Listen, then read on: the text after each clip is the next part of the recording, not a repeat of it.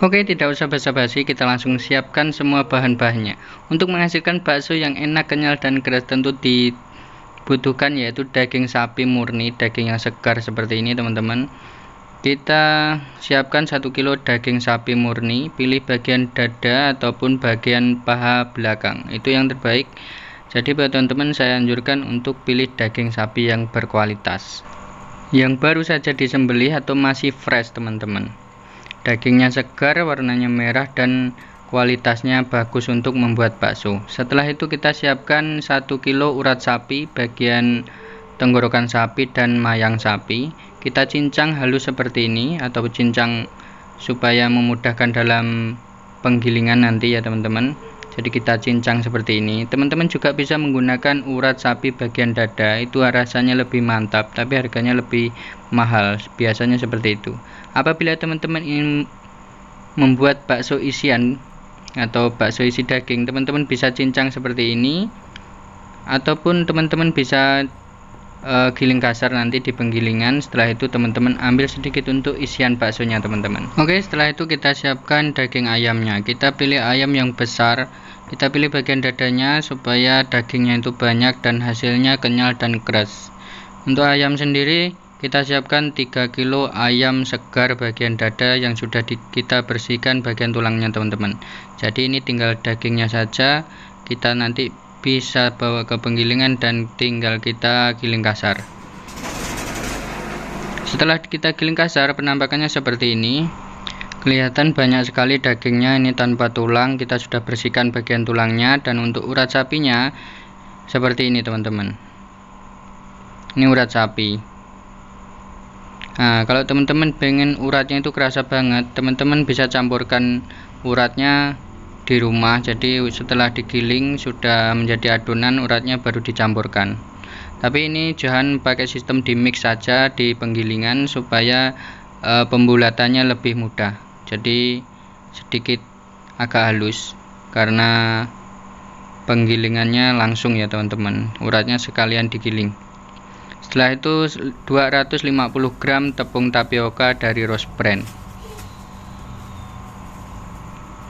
Oke, setelah itu, setelah jadi adonan kita bawa pulang lalu kita bisa bulatkan teman-teman. Untuk bumbunya teman-teman bisa catat sekarang 50 gram bawang putih goreng.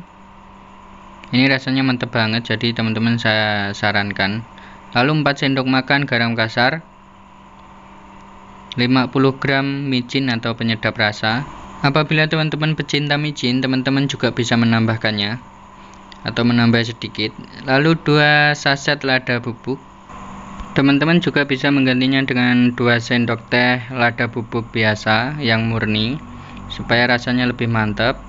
Setelah itu 6 saset kaldu sapi, boleh merek apa saja, yang penting rasanya bisa mantap.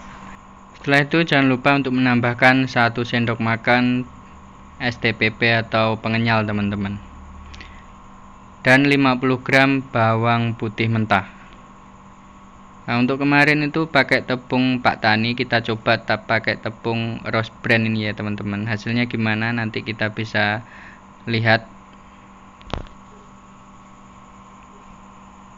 Ini penampakannya bagus banget ya teman-teman. Setelah sampai rumah kita bisa buletin. Kalau kita campurkan secara langsung uratnya itu, buletinnya itu nggak susah teman-teman ya, tapi untuk uratnya kurang begitu terasa. Apabila teman-teman ingin membuat bakso urat yang benar-benar terasa, teman-teman bisa campurkan di rumah. Setelah jadi adonan seperti ini, baru teman-teman pisahkan. Untuk yang bakso urat itu disendirikan adonannya, teman-teman bisa campurkan uratnya. Per 1 kilo adonan teman-teman bisa campurkan uratnya kurang lebih 250 gram sampai setengah kilo. Itu nanti kerasa banget uratnya teman-teman. Setelah pembulatan selesai dan perebusan sekitar 20 menit, dirasa baksonya sudah matang teman-teman. Teman-teman bisa angkat baksonya lalu teman-teman bisa tiriskan. Setelah itu bisa ditiriskan lalu dikipaskan sampai benar-benar kering. Setelah kering teman-teman bisa display ataupun teman-teman bisa simpan ke dalam freezer. Jadi tidak usah khawatir apabila bakso ini tidak habis dalam 1 hari. Teman-teman bisa menjualnya esok, lusa, ataupun bisa 1 minggu bahkan sampai 1 bulan teman-teman. Tapi tentunya dengan konsekuensi yang kualitasnya terus menurun teman-teman. Jadi bagusnya itu kalau 1 kali bikin 1 kali jual, atau hari itu bikin hari itu juga jual sampai habis teman-teman.